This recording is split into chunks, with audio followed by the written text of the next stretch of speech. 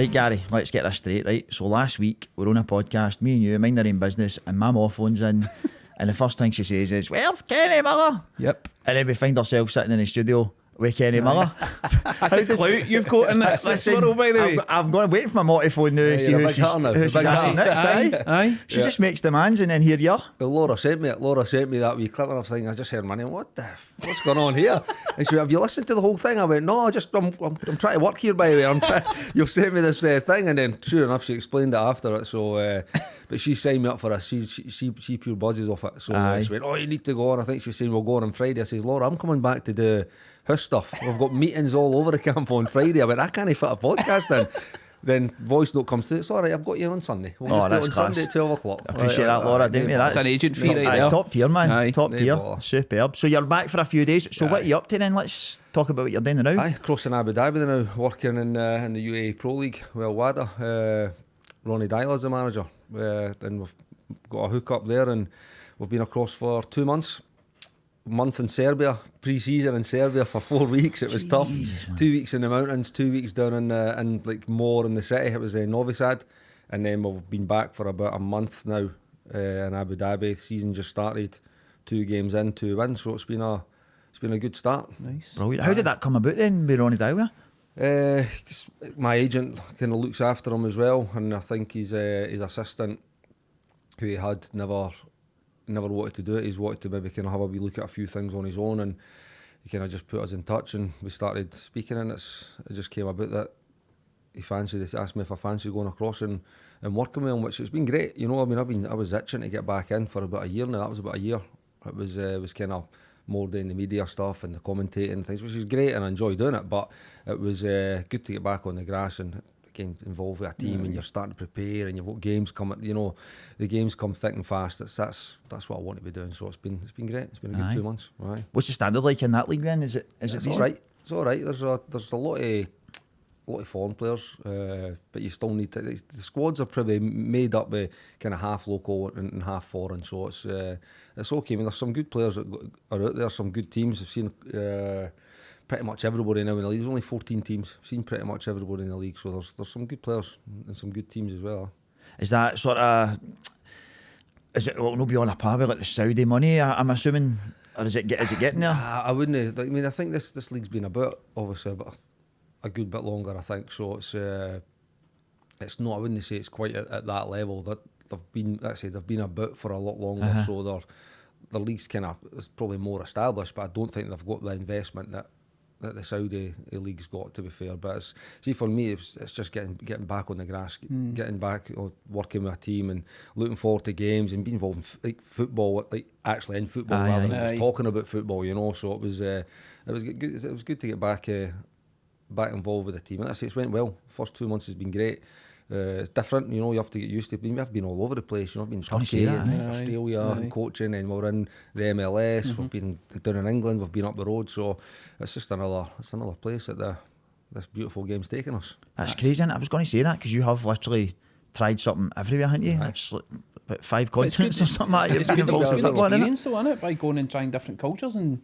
Absolutely. I mean, again, it's a learning thing constantly, you know, because this is completely different to probably anything I've done before, you know, in coaching for sure. So it's again working with different coaches as well, working at different leagues, again different level of players. It's all learning, you know. Like still relatively young coach. I only finished playing 4 years ago, so I mean it seems like a lifetime ago right enough, but it was only 4 years ago I retired. So in this last 4 years, quite experienced quite a lot, even in a coaching sense, at different levels, different countries. So it's it's all Mate, every day is a school day. Play, honestly. Well, I could play if I hadn't done my calf. Looking at my bed this morning. Really fuck, man. I had to carry him up.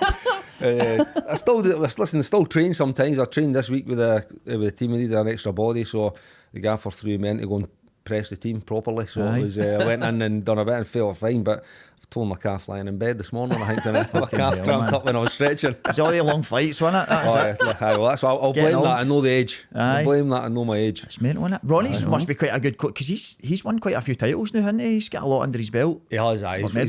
He's won pretty much everywhere he's been. I think with his smaller club in Norway, he balled it up and won the league, and then he gets the Celtic job when he was young. Like, he's still a young manager at this point.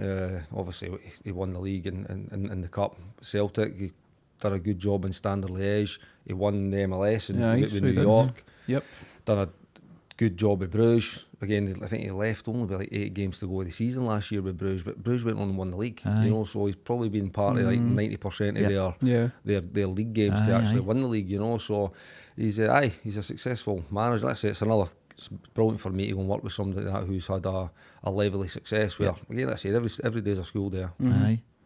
It's, I wanted to ask you, does he still do the Ronnie Rowe? He's done it a couple of times after the game. Do you need to get involved in it as well? I'm just the assistant coach. I just hang back and let them go. But let's say it's been a good start. So the fans there's been a good engagement with the fans. So they're always shouting on it. We've won 1-0 the first 2 games. So it's been a good start. So that's a good bit of momentum building. So maybe see more of it as the season goes on. Hopefully. How do you find because you've obviously managed and you've coached, but how do you find the assistant manager role from the other ones you've been in? Because it must be very different jumping from being in charge to then being that kind of sounding board for the manager, and you're still coaching and you're doing different things. But do you notice a big difference from that point of view? Listen, you have to just understand your role. You know, like I mean, I only managed for a small spell, and then went back into playing, and then it was all the roles really in the last 4 years I've been assistant. You know, so I like it. What it does, it allows you to maybe be that a wee bit closer to the players, so you can still be in amongst them a wee bit more. But you're a manager, you maybe need to have a wee bit more distance. You can still have the relationships, but it's your coaches and your assistant or your assistants. They're the ones that need to be amongst the players and trying to give them a good feeling more than the manager. Which I enjoy that still as well. I said I'm only no long retired, you know, so it's that kind of transition into coaching. Listen, eventually maybe I'll lead to management one day if the opportunities arise itself. But it's been great. Like I said, I've worked in Australia coaching. I've been back here working at Falkirk, which was in League One. Again, another good club who are doing brilliant at the moment. Down at Huddersfield as well. So the English Championship it's a top league to be working in, and now you're across in the UAE Pro League. So there's a lot of experiences in that 4 years coaching, as well as that wee kind of short spell managing at Livingston. So it's been good, really, really good. I enjoy the role. Like I said, it's good. You can still get amongst the players, and you still feel the pressures, because when you're built the way I'm built, I want to win and I want to do well, and you're always putting yourself you're putting demands on yourself to try and help the team improve and get the right results. But listen, it's been brilliant. It's been a good start. Right, good start. You've always had major high standards though. Are you dragging these standards up then? Because I'm assuming you you and Ronnie both are the more high profile names in that league then. You're probably modest about that, but no, but I think there is there's I think Paulo Sousa's just came into the team we play next to, actually, a team in Dubai. So he's I mean, they do get some big coaches, you know, I mean, they have got money, you know, so if people, they can go and make an offer to somebody, and then again, it's up to you whether you want to take it. So I think within the league, there has been some big name coaches. I think there's no doubt, like the gaffer's on an upward trajectory, you know, like in terms of how his career's went, and there has been constant success along the way. So it's a good coup for the club to get him, but put it that way. So it's at this stage of his career. So it's listen, hopefully it continues. But it's like I said, I've really enjoyed it. It's good being back involved in football. I love match day. I mean, I still buzz for match day. You know, it's like the adrenaline's bumping. You still really look forward to match night. So it's been a good start for us. Brilliant. That's the thing. So when you were doing your punditry sort of stuff, were you just desperate to be down in the sidelines and just getting involved in all that? Listen, that is it though. I mean, I've just lived and breathed football since I've been able to walk, you know, and it's last year, as much as you're still working, you know, and you're in. I mean, sometimes you actually have to do a lot of work in terms of the prep when you're doing the punditry, and you're doing radio, you're doing your TV, you're doing your commentary and things. There's a lot of work that you still have to. You need to be up to speed. You need to know what you're talking about, you know. But it's like you're watching the team warming up. You see them in the even I see the players in the tunnel. That's where I actually miss being involved, being that player, you know. But listen, coaching's the next thing. So I've always had that vision, even for when I remember sitting in Cameron House with Gary Caldwell when we were away on international duty. I mean, he might have been 28, 29, and we were even talking about kind of coaching then. That you never thought I would play till I was 40 at that point, you know. But aye, it's always been in the mind to be involved. It was always going to be the next stage. So, but it's not easy now though. There's so many people want to be involved in it. It's not just ex-players now, you know. It's guys that are working their way through academy systems and getting their badges and getting. You'll see, just looking in the Premier League at the moment, there's so many young coaches as well. I mean, the Brighton coach is like 31, 32 in the English Premier League. It's crazy, you know. Isn't it? Do you think, see with that though, do you think somebody that's maybe that age at a big club, do you think they get the respect that somebody, maybe an ex-pro would get, or somebody who's maybe been about the game? Do you think they would still get that? I think when at that level, because you have to have earned that job, you know, so you have to have done something right previously if you're going to be getting kind of thought of or talked about for that job. So I think they could respect the job you've done as a manager. I do think players, if they've not had that playing career, they probably maybe need to work a wee bit harder to gain that respect. You know, because it's like you're trying to tell someone how to do something that you've never done. You know, so like it's like one of the things where how do you know? How do you know what it takes to play at that level? Or how do you know the pressures that a player feels? Because you're only a player. So they have to probably work a little bit harder to earn that respect, I would say. And I think that's just natural. You know, it's players like, I mean, even in this short coaching career I've had, players know exactly what you've done and what you've not done. You know, because they'll be right onto the Google. So who is this guy? check, you know, who is this guy? Oh, right, okay, he's done this, he's done that. Wait a minute, this guy's not even fit the boy. He's trying to tell me how to defend. You know, like so. That's nuts, isn't it? Players obviously do their work when coaches come in. I've seen that for sure. So. But that's the thing I was thinking about your Wikipedia page is like fucking. I've never seen somebody go to 2 pages with the amount of clubs, man. Fucking hell, brilliant. Listen, it's all experiences. It's 100%. Like Hibs, Rangers, son. Rangers. You ain't trying to delete it, because you can edit it yourself, can you? Constant, just keep jumping back. So, it's, but no, it was a brilliant and loved that. And I miss being a player. I'll be honest, I miss it badly. That's why I still like getting involved in the wee training if I can. So see when you're assistant, what you can do is because you'll kind of pick the teams and you'll maybe organise the training, and sometimes along with the gaffer and other coaches, you just try and get yourself into well, gaffer, we're a man doing it. We're going to do 3 teams of 7. We've only got 20 players, but we need 1 player. All right, okay, I'll just put myself in that team there. So it's but it's good. It's hard as well though, because see now managers don't get a lot of time.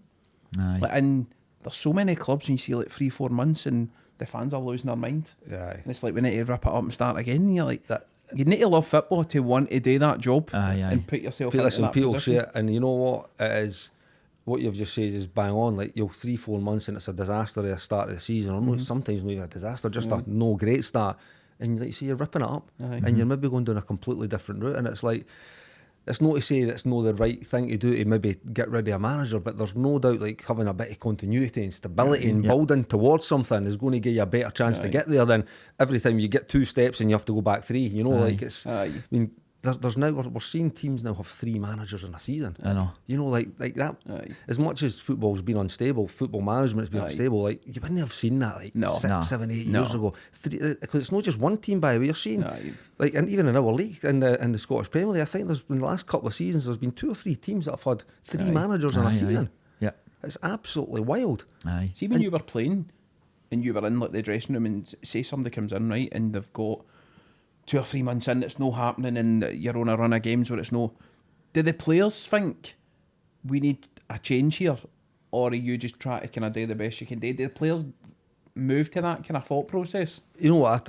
It's a good question. It's because everybody is different. I mean, you know when things are going well and when things are not, but you're a player. Like this is one thing. You're just a player.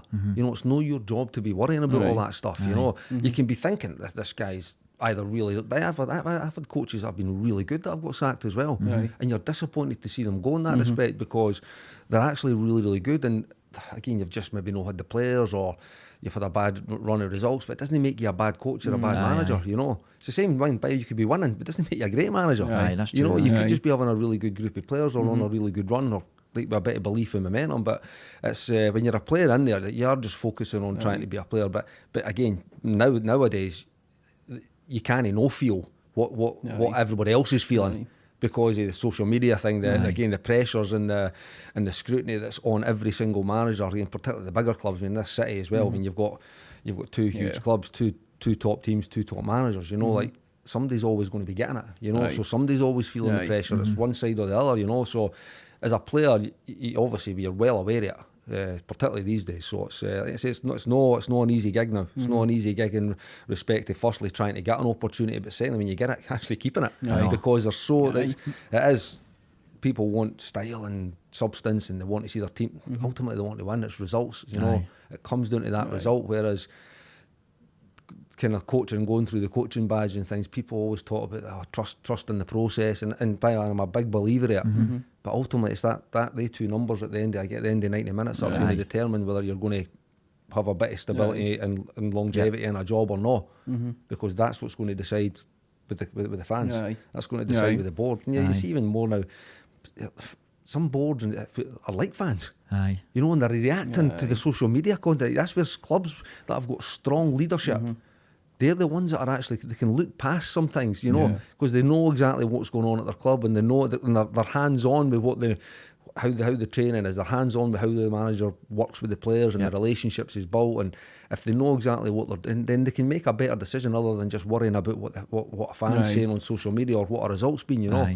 So like it takes strong leadership to actually get through some hard spells. That and must be unfortunately, hard as well, a lot of clubs have got it. Aye, because here obviously you've seen protests outside grounds and all that, Celtic, Rangers, and that must be difficult as well if you're in leadership at a club to go, we can't let that continue. We can't have people throwing barriers and abusing the players outside the stadium and all that sort of stuff. Because where does that?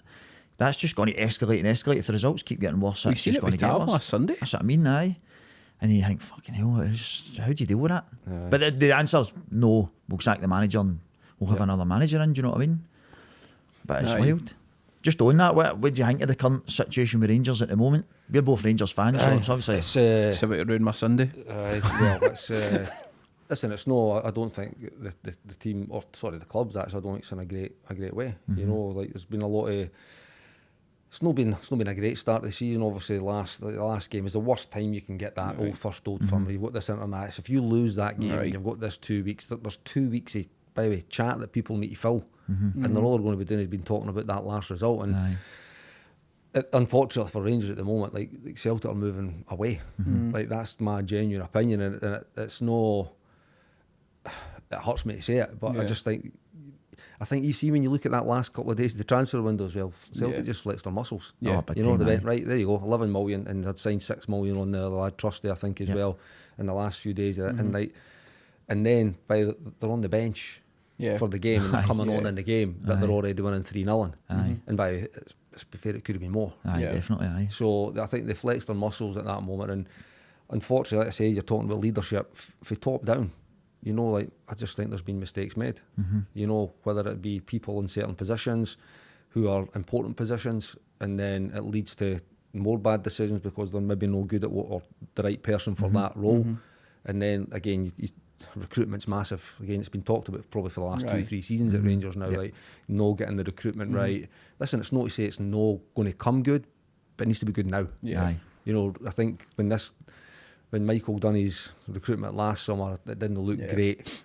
He obviously then loses his job, and now Philippe's came in, and the recruitment's been done again, and you're like it was clear to everybody, I think, that Rangers needed at least 4, 5, 6, maybe even starting footballers.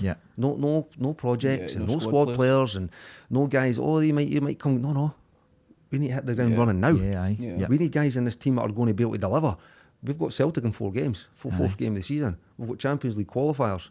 We're not playing at our stadium. You know, you're like, there's a lot going against them. There's not a lot that's went right over this first few months of the season. You know, so it's. I mean, you're 5 points back after 4 games. You're like, it's just not a good look. You know, and it's 4 games in. Nothing's won in August or September, but you're 4 games in and you're 5 points back. It looks a long way back already. Because if you were, let's be honest, if you were thinking, right, I don't even know what the next fixtures are, but if looking at a Rangers and a Celtic fixture, you're probably more likely to think Rangers are going to drop points than what Celtic are. So listen, that's the beauty of being in part of the one of the big 2 in Glasgow. You know, you have to turn it. There's only one way. The only one thing you can do. You've got to go to work. You've got to get together. You've got to improve. Again, everything needs to improve. And then you need to start clawing this back again. But it just seems that's what you're always talking about. Even this early stage, every season, like last season, what was it, 7 points back or so on your early doors. And you're just Rangers are just having to play catch up a lot. Which, listen, sometimes you need to actually just roll the sleeves up, get on with it, and actually start improving. And I think that's where the fans are probably see it a bit frustrated at the moment. And again, I'm watching it from afar at the moment, but it just looks like I hate the gap. This term, the gap. It's not about that for me. It's about, right, okay, Celtic look like they're moving in a certain direction, and we are Rangers are just kind of no progression, no really moving forward, you know. And whether it be off the field stuff or whether it be recruitment in the team, again, improvements as each year goes, it's kind of stalled a wee bit, whereas Celtic look like they're moving in one direction. So listen, it's going to be I always thought it would be a tough few months, to be honest with you, for Rangers, because of the no playing at their stadium, and they've got a lot of big games, and the first Old Firm games away from home, and then when you drop points in the opening day of the season as well, the momentum just shifts. So like I said earlier, somebody's always getting it in Glasgow. You know, you're either Blues getting it or Greens getting it. And when you drop points at first, you've just opened that door, and you're the one that are going to be getting it until you can maybe turn it. You know, and it's actually probably it's went the other way, isn't it? Because the gap's it's 5 points now. So, it's going to be. And Celtic are moving in the right direction. Like I say, they flexed their muscles in that last couple of days of the transfer window to show. But I never thought I'd see Rangers or Celtic spend like 11 million quid on a player. Yeah, I know. I think Hudson Edward was one of the was the highest before that. But I just thought they're not going to spend. Rangers, Celtic, no. And then they've got to go and spend it. And they're bringing the money in, though. That's the thing, isn't it? It's a player model, isn't it?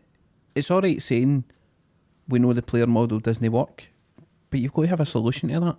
You've got to bring in players. I think when we had Bassey and Patterson and we sold them, people thought, oh, that's us done. But you've got to continually bring in players and try and make it. Like Celtic have done it well for like the last 5, 6, 7 finding the years. gems and moving on. And they can go and spend that 11 million, and it's not as much of a risk because they've banked the money already. Whereas I think if we were to go and spend that on a player and it didn't work, we would be in dire straits. Like, I was wanting to get your view on the Tavernier thing, because obviously you played with him, you know him as a player, but do you think it's, I don't want to say justified, because I don't buy the kind of, he's been terrible, he's not been terrible, he's just having a tough time, but for the player point of view, how hard is it in that position to climb out of it? Or does it come a point where you're just like, I can't be doing this anymore? No, not for me, because I was always kind of split fans, you know, but I wanted to be there, you know. I wanted to be at that club. I wanted to win. I wanted to work. And I always believed the work or the work ethic and what you're given would turn people. And I think probably for the most part it did. There'll be some that never ever accept you because you played on the other side. But for Tav, like, unfortunately for Tav, and again I've lived this, there's always players that are the ones that are the first ones to get it, whether they're playing good or bad. You know, so like I've never seen it, but I've heard about what went on last week. Like, guys waiting there to speak to Tav. What about the other 20 that have just walked out right in front of you, and you're not giving them any stick? You know, like this is a guy who, by the Tav's a really good player. Like, I think it's no justified. Like the level. By the way, everybody deserves their listen. If you're not playing well, then you need to, you can be told you're not playing well. But that's part and parcel of football. That's okay. But when it's every single thing that happens on that field, it's always him that gets it in the neck. And listen, unfortunately for him, he's the captain. Yeah, you've got to take it. He leads the team. He's the one that and by the way, he's big enough and old enough and ugly enough to take it. You know, he'll take that, and he'll still. But when you look over his career at Rangers, he's the one that drags that team back into game. Just look at last season. 3 Old Firm games, you're 2-0 down. By the way, this is the guy that's dragging you back into these games. Even with 10 men, he'll go and put a free kick in the top corner to drag, and the whole momentum of the thing shifts. Scores a goal in the cup final. He scores the goal in the cup final, which again, it's the first time the club have won that cup in a long time as well. You know, and let's go back 2 seasons, the top scorer in the Europa League. Like, you know, it's not about goals, but he's a good player. But what he is when the big moments are required, he's normally the one that pops up with that big moment for Rangers, or he does something to drag them back into it. So, listen, I know he's a good player. He's a good boy, and he's been a brilliant signing for the club. There's 100%. No doubt about that. Like, even see just the numbers, like, in terms of his goals and assists, like, that's fine, and that's always the thing that's people are going to be drawn to. But he's a really good player, Tav. He's a good footballer. You know, like, so he's actually, ever since he's been at the club, he's one of the main attacking threats of the team, like for right back. You know, and he's like, he's always there, but he's never injured. Never injured. That's why he's, I don't know, but he's got many games has he got now? Aye. Oh, hundreds, 400, aye, 500 aye, games, aye. whatever it is he's got. Because he's never injured, so he's always there. So he's not hiding anywhere. He's always there to be shot at. And like I said, he's got broad enough shoulders that he can take the criticisms. But sometimes it is, Right. it can grate on you. Of course it can. But he's been here long enough. He knows what it is. And listen, it's up to him and the rest of the boys to actually get together and fight and get back into the league even this early. I just thought that whole scenario was strange. Where was the protection for the players? Because that's, see, you bring them out of the stadium onto the bus when the fans are all there. It could have been managed so much better by the club, I think. Yeah. The cars could have all been brought into the stadium. Why were they not meeting at the training centre and doing it that way? I think it used to happen in the past. Is that right? Listen, I think there's loads of different things that have went on with that type of thing since I played. Like, we used to just walk right out amongst the fans. Like, there was never any of that. Like, when you're leaving Ibrox, where they've got that kind of gateway through the back of the stand, and that was after never a there. game like that, when it We was went just- straight out, and listen, it's just like I you think say you now. were part of a stronger. Nowadays, nowadays you would expect there to maybe being a wee bit more protection and that. But listen, it's sometimes you need to just deal with that. You know, like you're playing for a big club. Your things are not going well. Your main rivals have just battered you again. By the way, that you have to front up to it. You know, it was one thing that never bothered me, like playing here. You know, like the fans are brilliant. You know, they love their club. They're passionate. By the way, they've kicked the team onto some incredible results. Again, just going back to that European run, Ibrox was incredible with that night. Like, teams came and actually shit it. Aye.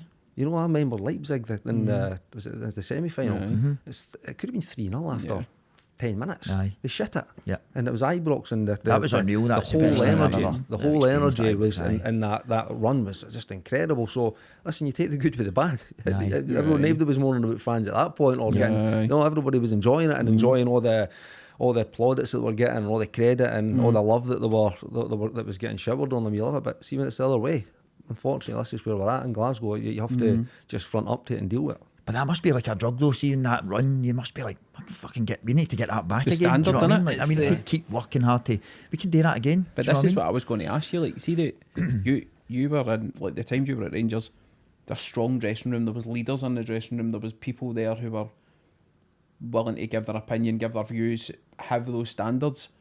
I think now there isn't that. Like, see, for example, last weekend after that game, if you were playing and your team goes to Celtic Park and gets a scudding, how's the dressing room after that? Like, if you, End up losing my Rangers career because of something like that. but that's what I mean. Like, That's I don't think now we have it's that. not, because it's not just players, by the way. Aye. That whole thing can be, it's a leadership thing, and it's what you talk about, standards at a football club. That's exactly what that club is. There's been traditions, there's standards, there's certain things that you need to live up to. We lost that. There's just no getting away from it. That went. Like, it absolutely went. And now, like, when you talk about players that I played with, when I came first, I mean, the squad I came in 2000 was nothing short of ridiculous. Newmans, Rixons, Van Bronckhorst, Alberts, Reyners, two guys, Moles, De Boers, Amorusos. Two guys couldn't get a game. Fergie running the whole thing. Aye, you know? aye. Like, that was, and then even 2008, like, Fergie was still there. Stevie Davis, Griggsy, Davy Weir, Boydie, you know, Stevie Naismith, like myself. Like, we're a strong group.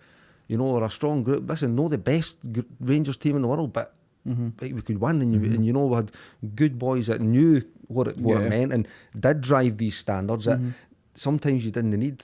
Like, you're the best man at the business at the helm, you know. So everybody had the respect and everybody wanted to do it for him, but also we could drive ourselves because we knew the standards, you know. Players wouldn't let other players drop below these standards in training.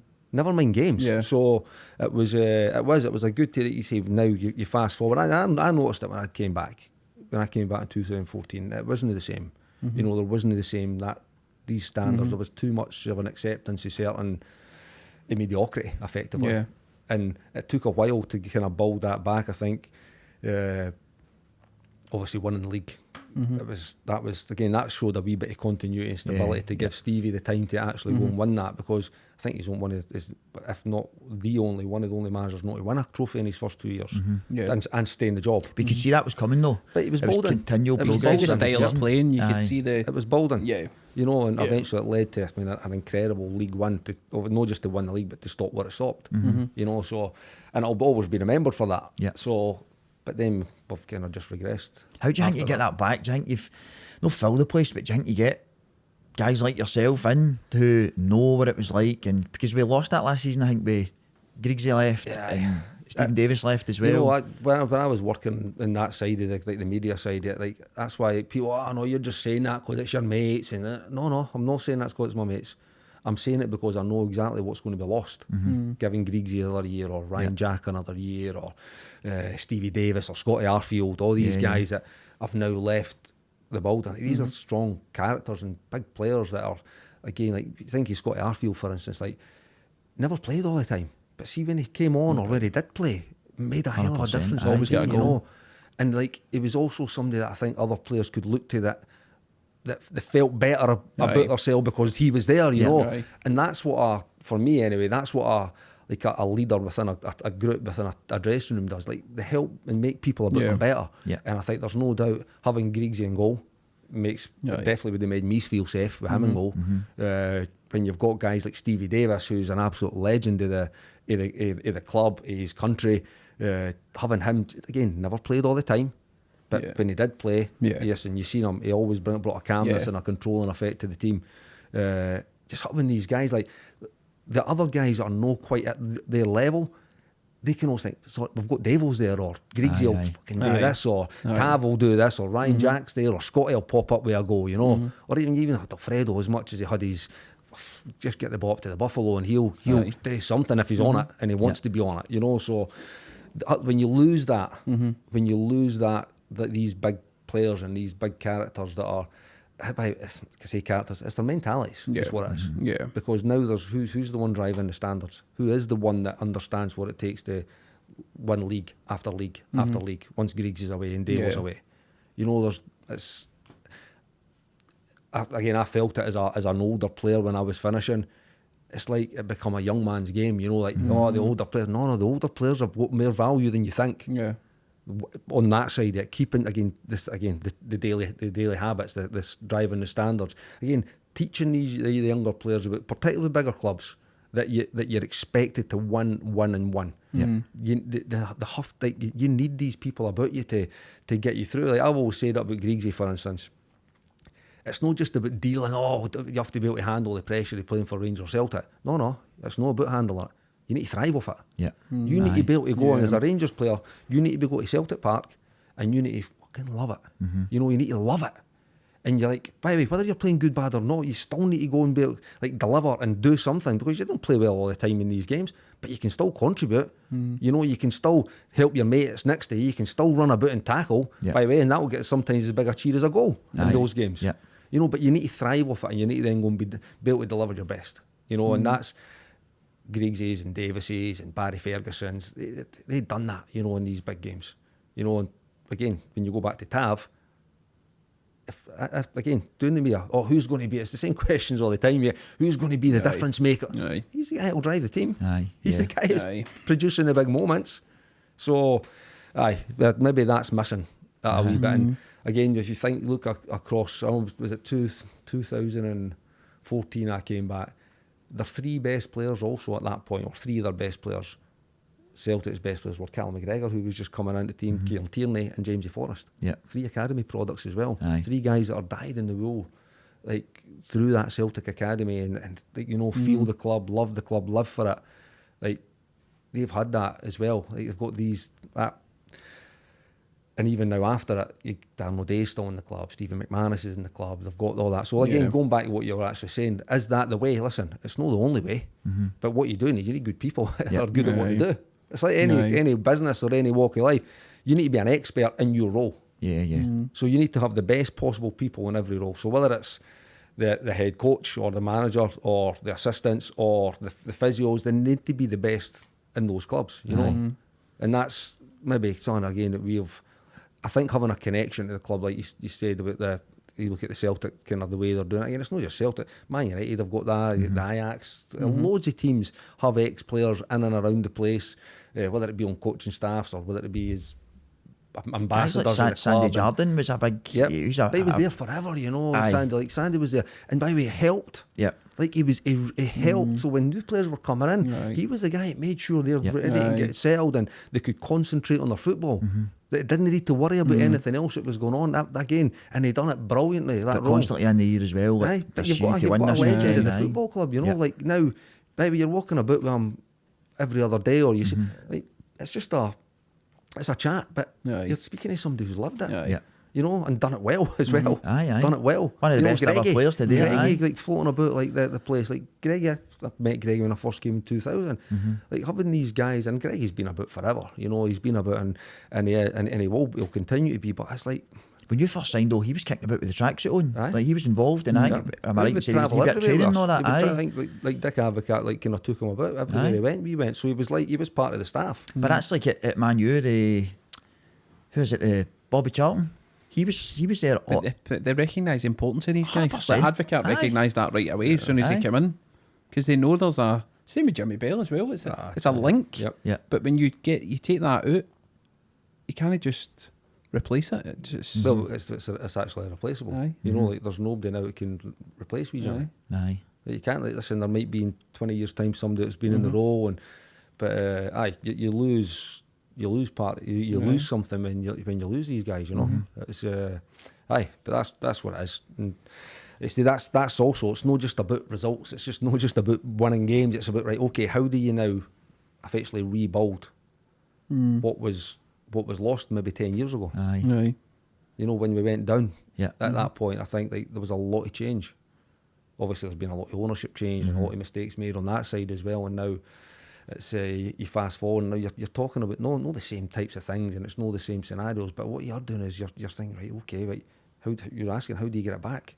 Well, we kind of did, and then lost it a wee bit again because we kind of maybe took their eye off the ball a wee bit, or started to get a wee bit complacent because the league was won and things. But aye, it's ultimately getting the right people for me anyway, right people in the right positions, and then ultimately everything goes on the pitch. Like Rangers need to start performing better on the pitch and starting winning more games. That's the hardest part, isn't it? Yeah. That is the hardest part. You get that, then everything else, because then everything else gets magnified. See, when you're losing, the stupid things, the wee things that don't never matter if you're winning games, they're totally magnified into and blown up. Out Two of defeats proportion. is a crisis, isn't it? It's A couple of draws could Aye, be a like crisis. full on too. breakdown mode, aye. Could I be know. a when you look crisis. at it just now, we're into the middle of September. Like Rangers fans are in meltdown just now, and as you say, nothing's won or lost yet. But as a manager, it must be hard to think I've got to turn this round. But quick. it's every season now. You're getting to like in October, November, and you're like, this. You Rinse can and see it repeat. happening again in front of you. You can see it happening again. Do you know what I mean? And that's where you're like right now. If you look back over the last 3 seasons, since the league was won, Stevie left about October time. Yep. Giovanni came in, got a lift. By the way, everybody was buzzing. Aye. Oh, it's the different. The wingers are high and wide now. They're no inside, and all this carry on, and resulting all the way to Europa League final when the Scottish Cup was won. Next season, flat as a pancake. Flat as a pancake. Giovanni leaves about October time. Michael comes in, gets a lift. Yeah. No quite as buzzing as everything that was going on because it never led to anything. But his win record was good. Yeah. Like, as high as any Rangers manager as there been. Starts the next season, flat. He leaves. Now Philippe comes in. Oh, everybody again buzzing with this lift, and no, I've got started this season. It's flat again. Aye. Like there's a pattern over the last 3 years, and this is like, is it the club? Is it the players? Is it the coaches? Like who? I don't know. I'm on it, but what I can see is how it's went. Yeah. So what do? Do you rip it up and go again in October time once we're Rangers 7 points back or 8 points back? Or do you actually have a bit of calmness and right, you know what, we believe in, and listen, they have to believe in Philippe Clement. Just give him a new deal. Just give him a new deal. Aye. Yeah. Before the ball was kicked, give him a new deal. Aye. So they've backed him. They believe in him. Well, they have to now stick with it then. Aye. They have to stick with it. It's as simple as that. And by the way, he might be the right guy, he might not be. But what he's got is he's got a hard job to then go and match what's going on the other side of the city. Aye. Like that's just the reality. Yeah. Yeah. So, but by the way, every single one of us would like to be in that job. Aye. 100%. You know, every one of us would. There's hundreds and hundreds of people would love to be in that job with that fight, with those challenges to represent that club. You know, so Would that be your ultimate? Would that be your ultimate job It's in hard to say football, do you think? ultimate, you know, because it's like the Scottish game is obviously at a level, but it was always on my radar. Listen, things probably need to happen and change for that ever to even be an option, but it's it'll never be off my radar, never. Yeah. So it's but like I said, it's a tough gig, but listen, we would all give a right arm to be in it. Aye. Has there ever been an Simple as that. opportunity for you to go back in any capacity at all since you left? Never? No. Yeah, not at all. And it'll no be there. It'll no happen. But listen, that's another day. Yeah, enough of the football chat anyway. We'll get on to the Oasis chat. I know. Aye, so before we were having a light-hearted talk about Oasis, weren't we? And you're looking for 2 Oasis I'm tickets, aren't looking you? for a ticket, so anybody listening or can. In fact, I need more than 2 tickets. But we need the I need background. to go. We need the background. Right, Aye. I tell you, the problem is like every. So Laura's trying to give me, you need to be funny, you need to go on this, and tell them not to talk about football.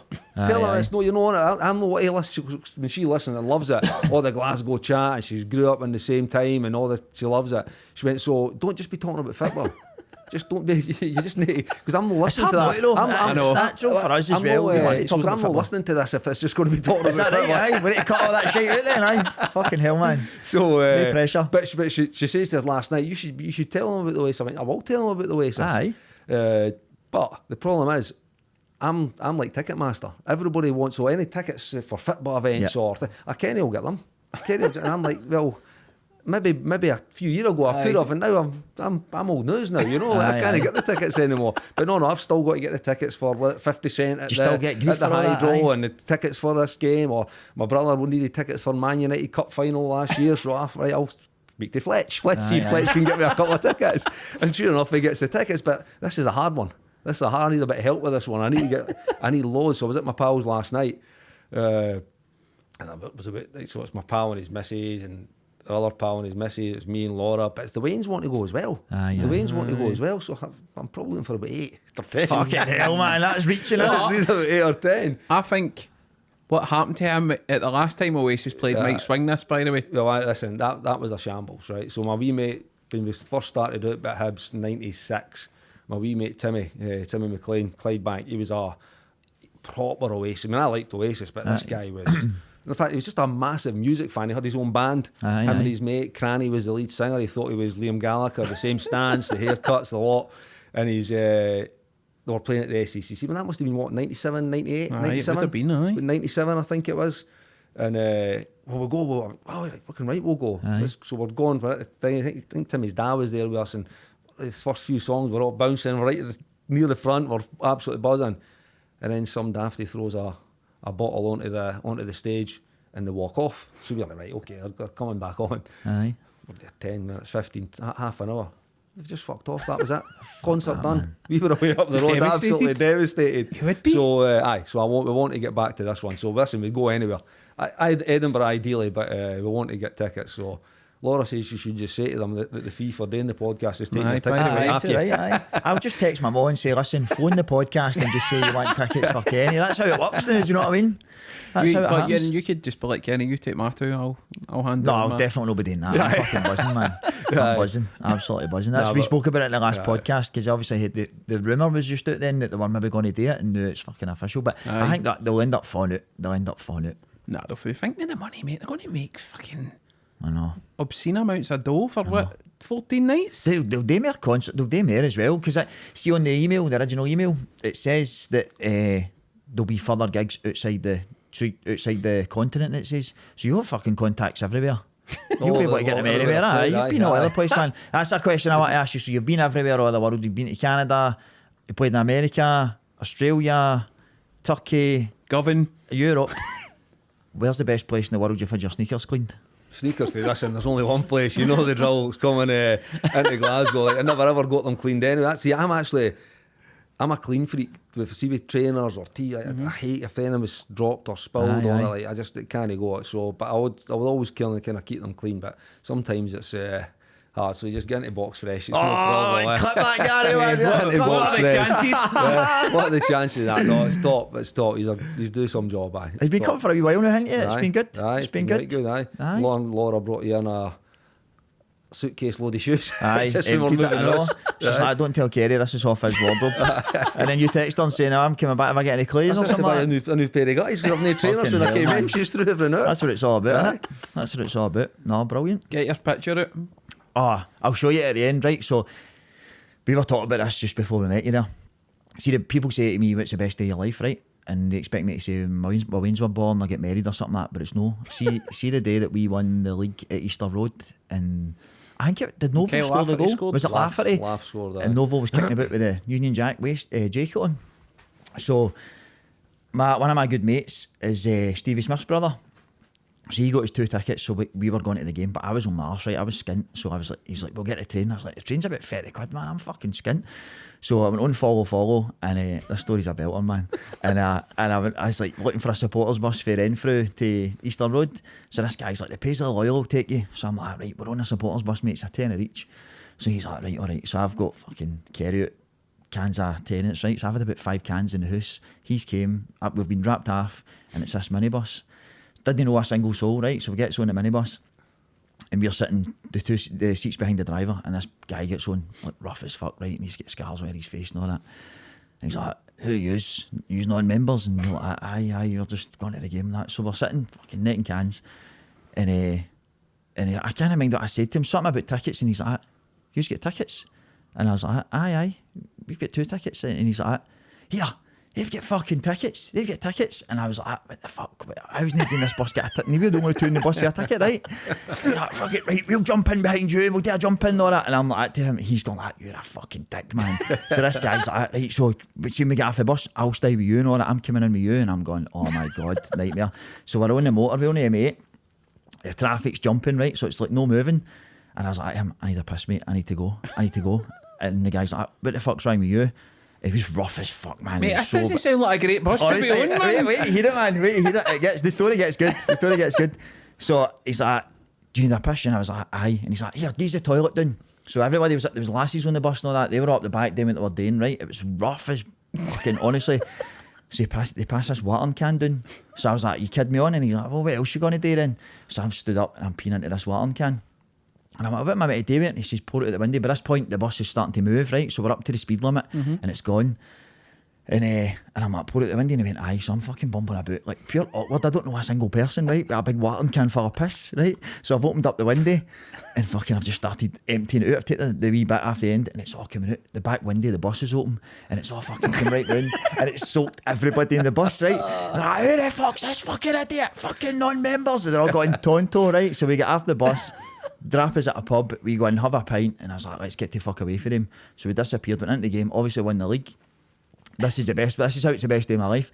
So we then we got the bus, ended up getting the bus back with him, and it dropped us off in Paisley, and I says, come on, we'll go to Ibrox, the team will be coming back and going round with the trophy. So we does that, and we're sitting up in the coat one watching it all, and he's trying to phone his brother, who's obviously going round, he's all going round celebrating.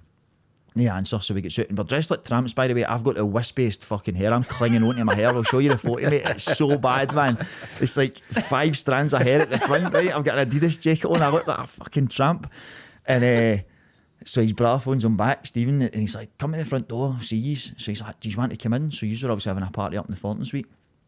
There's a free bar and all that. There's food everywhere, and everybody's there, like fucking steaming. I've got photos of everybody, like, got into trouble off Walter Smith for singing and all that. It was mental. There's a photo of me and you. Yeah. You're like a bag of shite too. Your ties everywhere. Your shirt's all over the place, standing with a pint. And I'm the cheesiest guy in the world, like with this wispy hair. Do you know what I mean?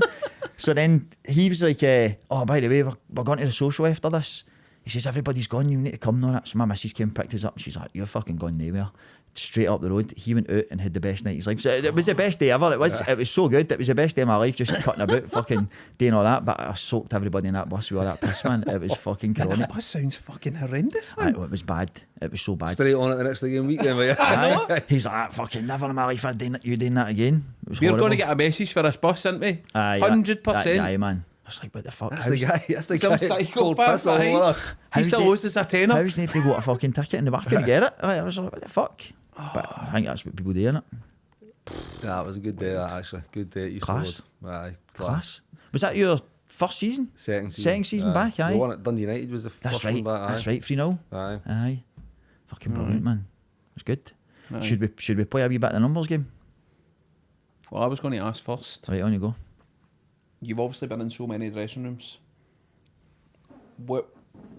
What's the best one you've been in? Be it obviously you've been in so many clubs, but also what's the best wind up you've seen in a dressing room? Because you've see played with some the wind crackers. up ones is like see this stuff never really registers with me. You have so much shit happens over the course of a career, but there's like best dressing room. I was like there's two that were top. So the Rangers dressing room between 2008 2011 was top. Like, baby, we never done loads and loads of stuff together and things, but it was just all the boys that we've already talked about. It was strong, you know, really strong. Like, we knew what we're there to win. We're there to fucking enjoy it as well, which we did. Obviously, we had a brilliant spell. I think we won 3 leagues in a row. There was cups, each one. I think there was 2 League Cups in the Scottish Cup as well over that time. So it was a good spell, and it was a top group, top players, good boys. Just like fought for each other, but we played some good stuff as well. We're a good team. But the Wolves dressing room was top.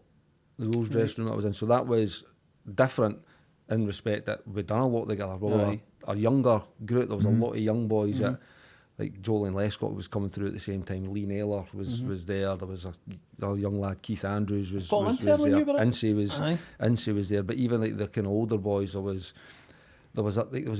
if I were doing anything like midweek or whatever, or if go to London and we're off on a Tuesday because one of the boys was in London, had all the contacts. So if there was some night, and there'd be 10 or 12 of us. You know, they were a really good group, really good dressing room. Was the Wolves dressing room. Again, different in the respect that might not have been as successful as that Rangers team, but it was a right good dressing room. But the Rangers dressing room was good. 2008, 2011 was top. Really was top. See Paul Ince, see the whole taking the tap, no putting the tap on, but is that a superstition? Was that just at Liverpool, or was that did you just do that it right through all the time? You never see the game. It pops up every now and again on Instagram, or we played Man United at Wolves. It's the game I scored the winner on, 1-0 at Molineux, and Man U are in the tunnel. Roy Keane's the captain. He's standing waiting, and we're all there by the way, but Ince's no. Ince's no, so you can see Keane's looking round and he's getting raging, and he's like saying something, and they just went out. Keane just fuck that, let's go. And Ince was just coming out with just putting his top on. Ince's coming, Ince's just walking past everybody, putting his top on as he's coming out, but they had gone. Keane had just taken his team on. They were already on the pitch. That's the one with the ref that's looking about as if like, you off there. No, you need to fuck this, I'm gone. And Keane just went, and Ince's just oblivious. He's putting his top on. And out he goes. I mean, he was some player. He was incredible. Like he was top. Like Inter Milan, Man United, Liverpool. Like he was a fucking winner. Just a winner. You know, like you talk about strong mentalities and fucking just doing whatever it took to win. That was him, and he was such an influence on, like, say, me and Jolie and Lee Naylor and Keith Andrews. We were the younger. We were 21. Jolien was about maybe 18, 19. Me, Keith was probably about the same. Me and Nails were the same age, 21 and under. But he was a big influence on us in terms of, like, even and Dennis as well. I mean, Dennis was different. Dennis Irwin, he was different because he was quieter. But like, what a player, man! Real class act. So they were different, completely different personalities. But what an influence they had on that team. And again, they came. We bombed my first year at Wolves. We blew it. We were 10 points clear with 10 games to go. And it was West Brom, by the way, your nearest rivals. They kept winning, and we were drawing and getting beaten. They ended up pipping us. We fell into the playoffs and lost in the semi-final. Ince and Dennis came that summer, and we got promoted. We got promoted to made the a difference. They playoffs are horrendous down there, man. But they're brilliant. See, when you win, 100%. Like, obviously, you want to win a league, right? You want to win the league, or you want to go up automatically. It's the easy way. You're up. But see, when you go up through the playoffs, it was insane. What a day that was in Wales. So we were at the Millennium Stadium. We're 3-0 up at half time against Chef U. It's like we're sitting there. What would I have been? I would have been 22, 23. And you're sitting there, and like, we're all looking, and like I said, we're all pals and really good dressing room. You're sitting there thinking, everybody's thinking the same thing, but no fuckers saying it, you know. Like, everybody's saying, we've done this, you know, we've done this. But you're like, they're just, no, it's only half done, and that's the, we're only halfway there. We need to go and win this half as well. And you're like, fuck that, we're 3-0 up. I'm a Prem player now. But they got a penalty in the first 2 minutes of the second half. Our keeper was sensational. Big Matty Murray saved it. I think we actually got man of the match that day. We won 3-0, and to be fair, I had played well. Nathan Blake was my strike partner. He was superb. Vince was mean, we were top. We played really, really well, Aye. and our goalkeeper got man of the match. He was outstanding, absolutely outstanding. Saved the penalty, and then we weren't really in any too much problem after that. But 3-0, what our experience to walk through. That'd be There amazing. was 70,000 there in that Millennium Stadium. That's mental, isn't it? Outrageous. It's the money on that game as well. Oh, and by the way, like, even like, back then there was a lot of money. I mean, now it's absolutely outrageous. The money that's at stake. But it was, what a day it was. I mean, one of my memories of the game is it's probably the only time I've seen walking out. See, because you're saying that you're going to the Premier League, you're going to be Arsenal's and Man U's and fucking Liverpool's, and you're going to get the chance to play against. That's why I went there, because I thought we would get there. But top team, had such a good team. And then in the tunnel, it was one of the only games I could feel nervous. Is that right? I never. That's it. Nerves are good, you know, like, and you feel. Sometimes you feel, but that day I remember standing in the tunnel thinking, like, this is all this stuff's going through my head. Like, we could be in the Premier League now. We're 90 minutes away for promotion. That's You pick new motors and all that in your head. fucking everything was spent. That money was spent. All that wage rise was spent before Fucking they even hell, man. achieved it. But when we went even for the warm up, again, this might be nonsense, but I remember the whole, like, the Wolves side was like completely full and bouncing when we were even warming up, and the Sheffield side was nowhere near as lively as, and it was just what a day. I mean, the stadium was rocking. Is that the biggest crowd you played in front of? Wembley might have been just the new Fuck Wembley, Wembley, obviously. Scored. Falling off Wembley. But I don't even know if it was that night, but it was like the 75, between 70 and 80,000, I think, at both of the games. Pulled a Moggs turn, smashed it. Aye. That was a new Wembley as well, wasn't it? Aye. That was like 15 years in the making of watching Molesy doing it. Yeah. Top class, man. Aye. Brilliant, isn't it? Hey, do you want to do your wee game? Aye. Right, so I've got this game, right? Nobody's actually seen it happen yet. So I've got 50 questions. I've put in some football related ones. You So the actually rules, sat and wrote out 50 questions. I've not wrote them out, I typed them out. Right, so the rules of the game, right? Rules of the game, you're allowed one pass, and you're allowed to switch a question to either me or Gary, and then that's it. But you need to answer every other question. There's no Oasis tickets, right? we'll get you Oasis tickets, won't we? We'll get them. I know we'll get them. We'll get them at some point. Right. By hook or by crook. I love this game, man. They're intrusive questions, some of them, by the way, so, but you need to answer them. I'll decide that, all right? Right, pick a number between 1 and 50. Yep. Do you want me to tell you? Aye, it's automatic. 9. 9. Right, where did you hang about when you were younger?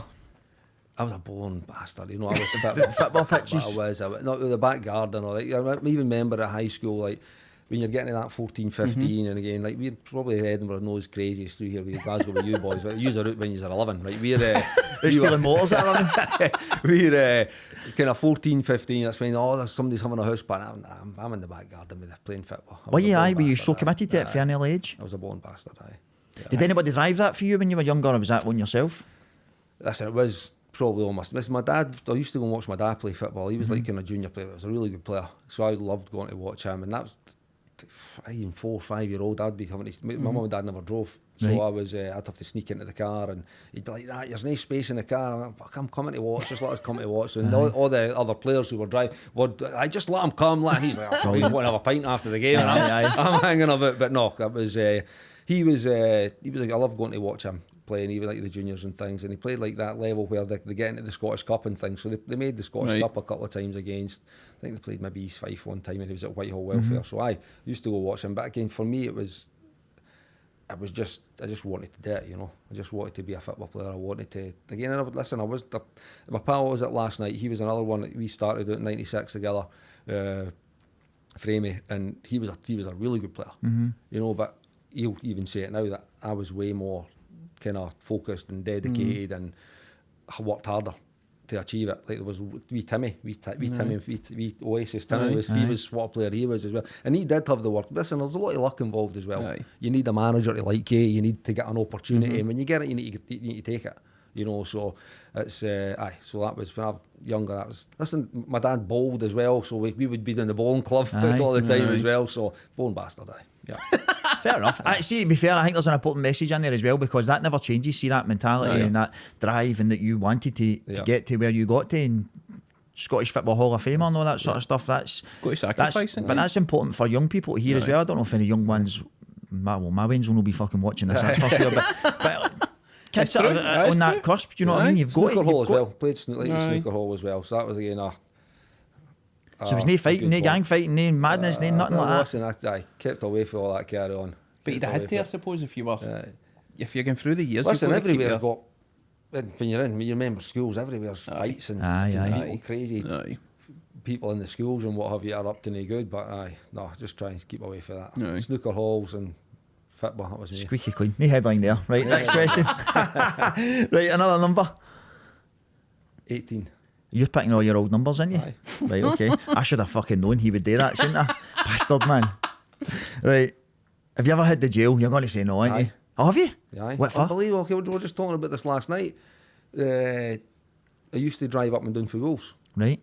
But so after training, if we had the day off, I would drive maybe up there on the Tuesday, but it would maybe be late on the Wednesday night. I would drive, so I'd maybe leave at midnight. There's not a car on the road, I'll be able to fly down. But that's where all the police would get you because there's nobody on the road. They're hiding on the bridges and what. So anyway, must have got done speeding, and I must have moved house. So the letters were coming through, and I wasn't getting them. Right. So again, I'm driving down the road one night. I think it was Wolves. I think it was Wolves. It was. I'm driving down the road and again. Sure enough, the cars pull me over this time for speeding. So he's like, right, you're speeding. I went, right, okay. It's like 2 a.m, back. 2 a.m. Goes on his computer and he's like, there's a warrant out for your arrest. Fucking hell. I'm Do you think it was a wind-up? I went, aye, very good. He went, no, you've missed the court date and all that for the speeding. Fuck's so this sake. speeding things came through and I've supposed to have been in court and missed it, just no went. Aye. And then it took me straight to the cells. Is that right? Took me to Aye. the cell. I had to Did you do spend an the night- overnighter in I there? had to spend the night in there. Did you? Up on the next day and into the thing, and my agent had came up to try and say, look, come on now, this is just a misunderstanding. No, that's it. So I like that, what is going on here? I had to go up to court the next day, then go and get a taxi, but to go take, I was doing about, where was that about? Carlisle way? Was it about Carlisle? Jeez. Or no, doing about Lancaster it was. Fuck's And sake, then man. yeah, had to get myself back down to training in the morning. Crazy. I take it, did you get any Raging. bother for that with the club or anything like that? No, No. it's just it is literally just just, a being a mistake, misunderstanding, you know, but it wasn't great. I always like doing the press ups and sit ups and all that, just I couldn't sleep, but lying on the fucking I need to floor. get a physique if I go to prison. I need to get in shape. Need to look after myself. Protect myself, aye. But it was, Fucking it hell, was man. probably that would have been maybe if it was about 2 a.m, 2:30, and you were up at 8:30 to go to the thing to get out. So I was there for about 6 hours. That's mental, isn't it? Rubbish. I was expecting you to say no there and move on to the next By one. the way, Yeah. Right, what other number were you? 23. 23.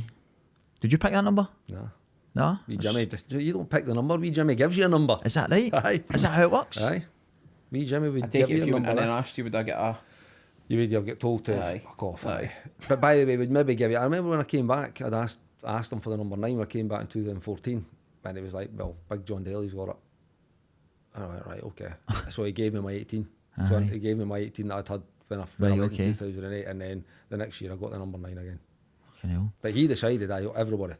Like he would decide. Like you could ask, and if the number was available, and he would probably have end up giving you it, but he'd be giving you a lot of grief. Aye, aye. A lot of grief before eventually handing you the number. A lot of people don't know that, but he had the big sway at the club, didn't he? Aye, you know, I was like, Definitely. listen, what a guy. Aye. Like, what a man.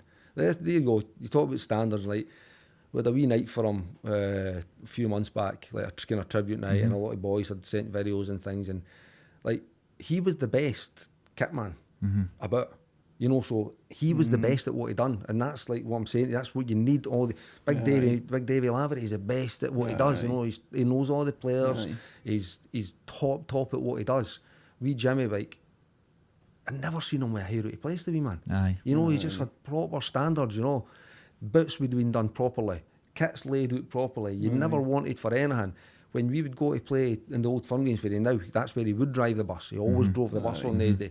He's got his wee waistcoat on. He's got his Windsor knots immaculate. His hair's like, he's immaculate. You know, that was his standards, you know. He'd just done everything at the top level. Aye. You know, and it's... but that's what it takes to represent that club. Aye. You know, that's what it should take Yep. anyway. Yep. You know, no enough people match that. Aye. I had Stevie Smith on my pod, and he was talking about Jimmy, and he's like, when we were breaking through, he's like, it was wee things. He says when we used to go and get our towels for like the shower and that, and you'd take 2 towels, and he'd be like, John Gregg never took 2 towels. Yeah, Who'd that you was think- that was who his do you think you favourite. are? That was his favourite. Fucking Gaza never asked for 2 towels. Or Loudrup never asked for 2. Fucking Jimmy, come on, just Put give in me a your place, towel. man.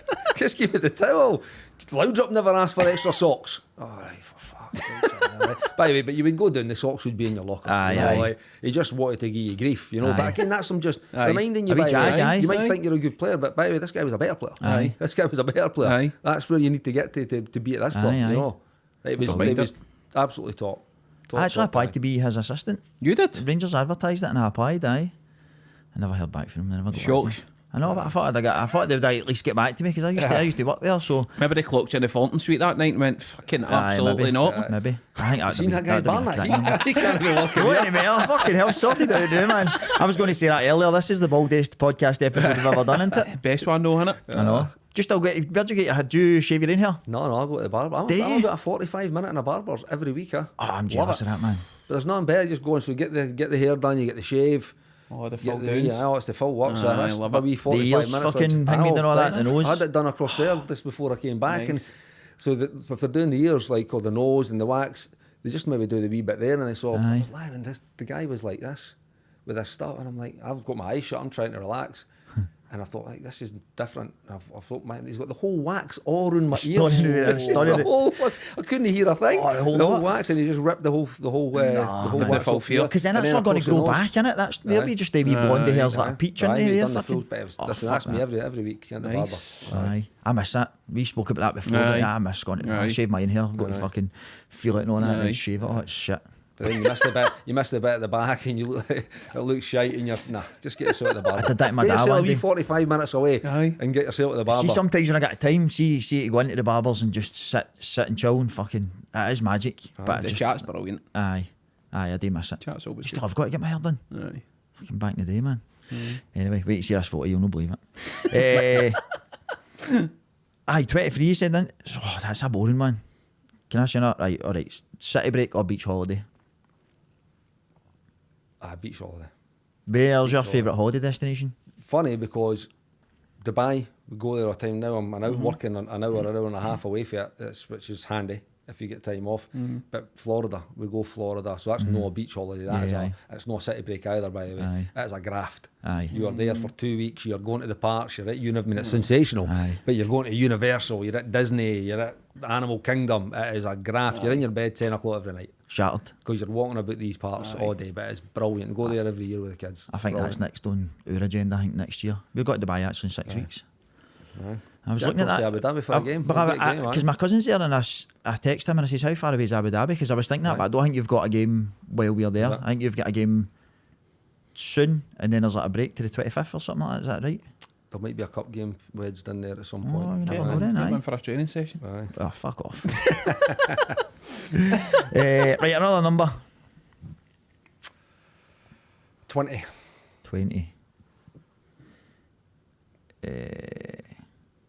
What ex-teammate would you trust to help you bury a body?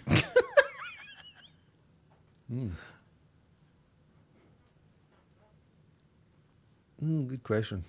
I know. Who would you trust? I know. Who would you trust? Modest, didn't you? Who would you trust? But there's no many guys you would trust, by the way, in this industry.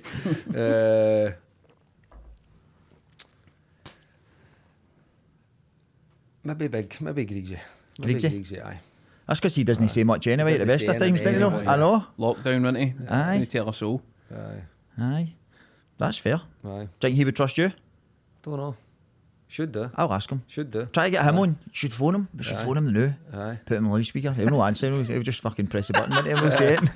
Well, you get, I think with Griggsy is, it's like, you'll message him, but he gives you, it's one word answers. Aye. And by the way, so see if it's I, it's not AYE, it's the letter I.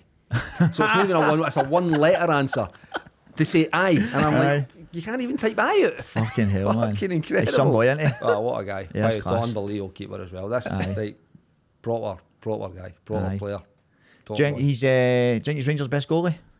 That'd be a debate because for Toss a coin. he's my era. You know, like, like the goalie was watching era, but playing with him. Like Griggsy's on it. Like should have, in my opinion, played the top teams in England. Aye. Should have. Unbelievable goalkeeper. Aye. And for always. I just Gorham. I think Gorham as well. It's so tight though, and it's so tight. Gorham just didn't look like a goalkeeper, and he was unbelievable. It was I did love him, aye. In the big games, see what you were saying about the trust. See if he was in like Celtic games, you knew it was going to need to be like something ridiculous to go past them. But I was the same with It McGregor was. as well. Aye. That's the thing. Like you can fucking argue for both of them all day, can't penalty you? saves and the top Aye. corners Aye. and the aye. That's what it's like. It's a. He's probably had more ridiculous saves that you look at and go, how's that even I mean, possible? for like That one Europa League when he caught the ball. Do you know what I mean? 3-4 years as well, Kloss was Close with top Aye, draw, aye. man. Yeah. You would play with him, aye? That's 2000, aye. Top Yep. draw. Do you remember Sergio Perini? You played with him, didn't you? Do you remember he used to stand at the bottom of the tunnel and then fucking sprint up the tunnel before a game? It was weird fucking. We were talking about superstitions. I used to be a ball boy, so we used to be line up the tunnel before you all came out to go on the pitch. And I remember he used to stand at the bottom of the tunnel and he'd like fucking shout like the security, everyone out the way, and then he'd sprint up the tunnel and I'm like, what the fuck is he doing? He was a grumpy bastard as well. So Mental. loved the table tennis. So when I went with the table tennis up in the Cooper Suite, and we'd be up there playing, and you'd be up there all day. Is that right? Aye. He was top as well. We'd hate it if you beat him. Loved the squash day, didn't he? You look like one of the guys that would just like put a knife through your ball if it went in his Aye. garden. Mental, man. Just like a psychopath. Mental. Still Scary, looks aye. well, actually. I've seen him across. He was across. Was it last season? He was across for a game, looking well. It looks totally different, doesn't it? Aye. Yep. It looks totally different. Aye, he's aged well. It's class. That's not me. I've aged well. Wait to see this photo, I'm telling you, man. How are we for time? About 15 minutes. Oh, lovely. We're doing a couple? Aye, we're not doing another 15 of this. No, right, okay. I've got cutting edge questions. Oh, right. Right, we're doing a 2 or 3? Aye. 3. Right, Right. go another number then. This is my best game. That's why you say it's a numbers game. Eh? I know. Every second Aye. question, just pick a number. 7. 7. Oh, how did you break your virginity? Oh, come on, we're not doing that. We're not going down that road here. Pass? You passing? Pass on that. I'll pass that to you then, aye. In fact, I'll not do it. I'm passing on it. I'll pass on it. Yeah. Right, okay. I would have fucking told my story, but you've passed anyway. Right. Pick another number. Pick another number. 6. 6. Oh, belter. Name one ex-teammate you would love to punch in the face. Oof. Oh my god. And he's used his one. pass. Just Used- one. 5 names Just came out of his one. mind there.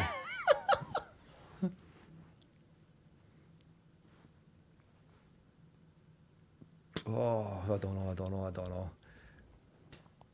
I'm loving it. We're getting an answer here. This is class. He's just trying to narrow it down. I'm trying to narrow it down, but I've had a few weekend like ding dongs with me. I had a big ding dong with Beginner. I don't know if that came out at all, but we In training or just... Aye. Right. so remember when he would be going away on international duties, he would always come back late. Aye, And that's right. he came back late again. It was the third time in a row. So like we were pure raging. I think we had the Champions League game, and did I say something? I must have said something in the media or something about it, and he was raging. Or I can't remember if it was me to him or him to me. But Aye. anyway, one of us kicked in training. I think he came and like, done me in training, Aye. so I've turned around and volleyed him. And then he's squaring up to us, and we're ready. There's a big guy, as well. Aye, He's he's a unit, massive as aye. well. And we end up having a bit of a ding dong, but you always get pulled apart. So I probably maybe had a swing at him that day, maybe, to be fair. But Aye. it was, I wouldn't say maybe I'd want to punch him in the face. We got on fine. I don't know. Came close to it though. We were close that day. Does that happen a lot in training? Of course it People does. Speak about that. Of course it does. But I love that. especially- but of Love course it. but listen, you want to win. Aye. You know when things Change happen. the way you play, There innit? could be Aye. a bad tackle, or could be things. So there's coming together with players all the time. I don't think there's enough of it in the game now. I grew up watching football in the 90s. Look at this I know. shite with the I know, VAR and I know. still and all the foot's right next to the It was so much better, wasn't it? Rubbish. We spoke about that before. It was so Yes. much better. Right, last one. Yep. Right, go for it. We need to make us a good one. You need to pick a number. another number. Aye, one more. 27. 27. Oh, if you could wipe one person off the earth, who would it be? Oh my god, this is Jeez, oh, man. crazy. I'm passing that to Gary then. Oh. Throwing it. Fucking love that. There you go. That's the rapid. person that can wipe off Saved the that. man See, I that just plays kept the that in rules, the man. back pocket there. Fucking Hell, it's just like that. There you go, big man. Fill your boots. Oh. Jeez, I've actually got a few to be fair. Oh, I've got a few as well. Can't name on this podcast. I mean, as a collective, fucking traffic wardens. Oh, All of them, mate. Cyclists, we put that in or not? All cyclists? Just the annoying ones. Right, okay. Ones that don't use cycle lanes. Fair dues. He's just wiping everybody off. I know, it's fucking hell, man. One guy, he's Savage, just aye. half of Glasgow just been wiped out. Aye. I'd probably wipe VAR off the face of there for now because it's VAR? ruined football, mate. Aye. Ruined football. I thought it was going to be a good thing, but it's just not been. It's 9 shit. minutes to make a decision. See, as a fan, sitting in the ground, you celebrate a goal, and the first thing you think is that going to be reviewed? You've not even seen it in dodgy, and you just think it totally sucks the atmosphere out, doesn't it? We'll see if it takes you 7 minutes to find something. Aye. Play on. I know. It's not been clear and obvious, has it? No. It's I not know. been clear I and know. obvious if you're sitting for that long trying to work out is there sun there or no sun there. Aye. It's rubbish. I don't like it. No, it's wild. I wanted to ask you about the Great Waldo. Obviously, you've played under him, but is there any kind of things that stick in your mind from being in a dressing room with Walter as a manager? Oh, loads and loads. And what made him such a... Well, I'll good tell you what manager? made him such a good manager. So my first interactions with the gaffer was with Scotland, obviously. So he took, was that 2004, 2005-ish, he took over. And his first game was Italy, away, in the San Siro. So again, can take you back a month before that. There was a friendly date in, say it might have been February or whatever, and he chose not to take the friendly.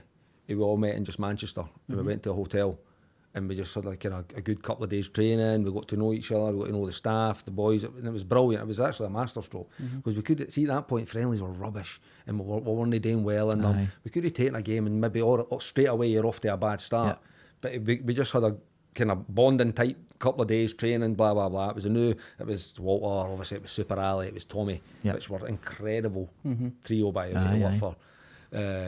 And we had a brilliant couple of days. So I think straight away he had the group where he had an aura about him, as we all know. Like you just walked in a room, you could feel him. You know, you could just feel him in the room. Had a really good energy. But anyway, his first game was the San Siro away, and I was up front on my own. But before the game, we're getting this in serious time. We're in the San Siro, getting ready to go and play Italy. We've done the warm up. We come in and we're waiting on the gaffer. Last few words or whatever. We're doing our boots up, putting our strips on, and he went, right, on you go, Billy. And we Billy McCulloch, the Chelsea monsieur. And we were like, what the fuck is what's going on here? Like, with the gaffer, you need to get some kind of motivational speech here. You're going to play Italy here. I'm getting told to chase Pirlo about, by the way, all over his pitch. You need to give me something here. And then we told Billy McCulloch got up and told a couple of jokes. Is that right? Aye. Told a couple of jokes, and the boys were fucking howling. I mean, what a guy he is, by the way, wee Billy McCulloch, the Chelsea monsieur. He's genius as well, absolute genius. But what a guy. And he told a few jokes, right in the tunnel, still laughing. You know, listen, we lost 2-0. Pirlo took 2 free kicks in the top bin. But that game, I went through. Nigel Quasi was playing in midfield. He put me through. So I was kind of running away for the defence. I was through. I was going one-on-one. I think Buffon was in goal, actually. And I went to hit it, and I've slipped, and I've went hit it, and it's hit right foot off the left foot, and it went Buffon fucking threw his hat on it. Just picked it up. So I'd missed a chance. We lost 2-0. Then we played at the end of the end of season friendly. The end of season qualifier was against Belarus, and Belarus were a good team. They had Kleb and played at that time. They were good, and it's away. Yeah. So it was a tough fixture. Aye. Drew 0-0. Fletch just put me over the top. I've drilled a shot right in the top corner. It's goal bound. Keeper gets a hand on it, flips onto the crossbar, it goes out for a corner. So anyway, after those 2 games, I got dogs abuse, missing chances. I had 2 chances in 2 games, by the way. Sometimes you never get a chance when you're playing up front for Scotland at that point. And it was I messed up the first one because I'd slipped, and then the keeper's made a worldie. So I'd been getting hammered, I'm missing this chance, missing that chance, it's cost us results. But anyway, so we met up the next year. The first game was August, friendly in Austria, and we were training, and it was my last year at Wolves. I'd started really, really well, felt great, was fit, sharp, had a good start of the season. And after the training, the gaffer just pulled me. He goes, Kenny, you got a minute? I went, aye. He went, see all that shite that they were writing in the papers about missing chances or this or that? He goes, don't worry about that. He went, as long as you're doing what you're doing for this group and for this team, for me, he went, you'll be my number 9 as long as I'm here in this job. And I was like, what a best fucking hell. And he went, tomorrow, you're playing in a wee bit of a different role. I'm playing Gary O'Connor up front. He goes, so you just want you just to play around about him, just off him. I went, I no bother, gaffer. I scored the first that night. The next month was the Italy game. Scored against Italy. We drew 1-1, and then 3 days later we went to Norway. We won 2-1. I scored the 2 goals, And like, I just felt like, so see when I had the chance to come back to Rangers through all that nonsense, or what, and he's the manager, Aye. then I'm going back to Rangers because I need to work with this guy. Yeah. Because this guy's getting more out of me than what I maybe even thought I had. So these, and by the way, that's my story. How I felt about him, or how he made me feel after speaking to him. I felt 10 foot tall. So Walter Smith gave me like that kind of belief and confidence and backing. I'll run through a brick wall for you now. You know, and I did for the 3 years at Rangers. So did every other guy in your squad. Everybody else has got their own stories, you know. Like Super Ali, like obviously best of friends, but it's probably like a dad to him as well over the course of his career, all the shenanigans he had to put up with that. But he'll have his story, or Durante will have his story, and Gaza will have his story, and then Barry Ferguson will have his, like, they've all got, everybody will have their own way, like, to express how he got most out. But that's management, and that's leadership. You know, it was just absolutely top. You know, and you never wanted to. See, when people had that he's got the stare, like I only kind of seen him lose his temper a couple of times, but he didn't need to. He didn't need to, because he didn't want to let him down. You did so. So even if we lost games, right? Listen, everybody's, particularly your Rangers, teams like Rangers, you lose a game, you could have played well, but nobody fucking cares. You know, you've lost the game, right? So, but you would always have gave everything you've got, and I think he would recognise that. You know, if you won there, then you would get it. Then you would get it, because that's the bare minimum you would expect. You know, for everybody. You know, you're going to play well, or you're going to play no so well some days, but you need to be given everything. You know, you need to be a good teammate. You need to be doing the job for the team. And again, only seen him lose his temper a couple of times. What's like the biggest bollocking you've seen somebody get, or have you been on the end of an address? And that must be awkward, man. If you're watching somebody get tore up. I love that shit. But listen, it can drive you. I mean, I had a couple myself. Listen, boys, I've seen boys get a right few over the course of a career. Again, probably doesn't happen as much now, to be honest with you, which is maybe not a good thing. But I had a Glenn Hoddle one day at half time. He had a go at me for something, and we're drawn 0-0. I think it was at home to Rotherham, and then I took that personally, and I went and scored the 2 goals. We won 2-0. And then the 9-man cup final, believe it or not, right? So we had played the Scottish Cup final the year before against Falkirk. We won 1-0 Naturals goal. And we were rubbish. We were absolutely rubbish. Falkirk battered us, really did. I think it was Yogi, Big John Hughes was the manager, I think, and he had them playing good football, and I had battered us, and Natural came on just after half time, scored that goal, and then we seen the game out. We won 1-0. So the next year we're playing St Mirren in the League Cup final, and we were rubbish again. We were absolutely rubbish, and at half time, like, we were in, and it was like, fucking, I was actually not happy. I was fucking, you're fucking hiding, you're ever fucking getting battered again with St Mirren, and the gaffer comes and he says, you sit the fuck down. I just sat down. I disappeared into my locker. But then he had a bit of a go at me. And I was like, fucking hell, I'm trying out there. There's people hiding here. And anyway, sure enough, we went out and scored the winner, and he came up to me at night and with a pint, with Sand standing at the bar with a beer, we've won, and he came up and was like, oh, fucking, have had a go at you. You know why I had a go at you? We needed to get a response and blah, blah, blah. I said, aye, gaffer, I get it, but don't let it happen again. Right.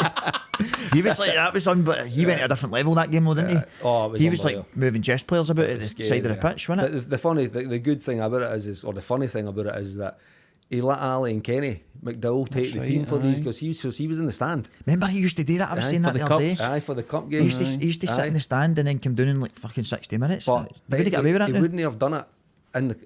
We were just getting players sent off left, right, centre in that game. People are just disappearing up the tunnel. Like, what's going on here? So then he had to come down, and that's exactly what it was like.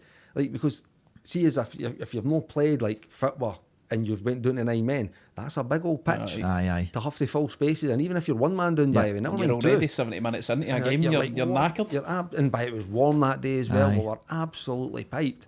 And he was literally, he must have shouted us across about 4 different times in the last 10, 15 minutes, just to say, look, you need to get back in there, or you need to tell him to get there. And you were just filling in gaps. Like, when we never had a lot of the ball at that point, obviously, so we're just filling in gaps, so we're defending, but we also still need to try and get forward. So when we broke that day, if you see, like, my heat goes down and I'm driving the knee, I've got the high knees trying to get to the box. It's a pigeon and the pigeon's floating about. But it's that release though as your goal goes in. Oh my goodness. Because obviously you spent that much of the game on the back foot and then you're just like, fucking, I've done it. Oh, it was honestly, see, I can still remember that feeling. So the header just dropping in. Aye. And then just going right over the boardings and into the fans. And I remember, like, I've just grabbed the fence and I'm like walking the fence. But as I've done this, so in this every year, social media now, I'll pop up, this day, whatever year, 2010. So I must have put it up one time, what a day this was, blah, blah, blah. Somebody messaged me, I'm the guy in the background of that with the Joker hat on. I love stuff like that, man. There's a guy who's got like the red, white and blue Joker hat on. I'm the guy with the Joker hat on in that video. Superb. That was unreal, wasn't it? Oh, what a game, man. What a game. Last question to you, mate. You can ask. Do you think, see your time at Rangers, do you think there's anything that you go back and change? Listen, I might have shut up that day and it might not have went the way it went, but I just think everything we've kind of half discussed or touched on, I always think it might have went a certain way anyway because of how things were at the club. It was it's disappointing, it really is, because it was 8 seasons I was at the club, and for it to finish the way it finished like that, it's not right, it wasn't it wasn't right, no, particularly for what happened or never happened, by the way. So that was disappointing, it really was. But listen, you live and you learn, you move on. It's they can't sour what I had achieved at the club before that, and all these good times that we had in cup finals and winning leagues. It doesn't sour that, but I would have liked to have left in a different way. I know at the back door with your black baggy boots and that over your shoulder when there's not a soul in the building. Do you think anybody that was involved in that sort of kind of time would like to change the way they maybe acted as well and done things a bit differently? I'd like to think so, but see, with a couple of people that are involved, they're not that type of people. So it would, maybe they would feel that way. But for me, listen, it's done now, and it's history. And like I said, I'm always just like it hurt me. That was the thing. Like I'm somebody who just kind of gets on with things, but that fucking, like, I'm like, everything that clubs needed you to be in terms of being a winner and being mentally strong, and by the way, trying to demand high standards, all that eventually comes and goes against you. And you're like, wait a minute, this is what this club's been built on. So what you're wanting somebody to accept, getting beat 4-0, could have been 10 in a semi-final, a national semi-final against Celtic at Hampden, and just no talk about it. No, that's not how this club works. I think that's the sad thing about it. You clearly want to be involved. Do you know what I mean? In some capacity, and you've got all that experience to offer, and you proper care. That's evident from this conversation we've had. You proper care that there's kind of blocks in there that mean that you can't get in. Do you know what I mean? I think that's a shame. Listen, it might not be that. It might not be how it is. But it's just there's just never been an opportunity to go back. It's not that I've pressed it or I've wanted to do that. I've been doing other things and things. But it's again, maybe it's not just for me. There's loads of guys out there that could bring something, and could help. Actually, maybe trying again, going back an hour. Like, how do you get it back? There's guys that'll have their skill sets that could potentially help get it back, or at least get it back on the right track. But listen, that is what it is, isn't it? No. I feel as if I've ended. I don't want to end it on a wee somber note, but no, you can edit it and put better. Put that when we do the numbers game at the end. I'm buzzed off this. I'm hoping that there's a game I can come and go to a game. But listen, there will be a game. How long are you there for? 11 days. There'll be a game. It's because you know what? There's 4 teams in Dubai, so maybe the game might be in Dubai. Right, ideal then. If there is, I'll let you know. If there is, mate, just let us know. Perfect. Get your trial. And I'll have a look. Get me a trial. I can header the ball and I can tackle. That's it. That's all you're getting from me. There's a lot of modern day players making 40 grand a week off that, mate. I can move better than you at the moment, to be fair. Do you know what I mean? We're going to need to fucking stretch how you down the stairs. Honestly, can't believe it. I just hope it's a wee cramp up and not a torn muscle. We're hobbling into training on Tuesday. Legend, mate. Thanks Thanks very very much. much. Brilliant. Brilliant, Kenny. Top Appreciate class, it. top.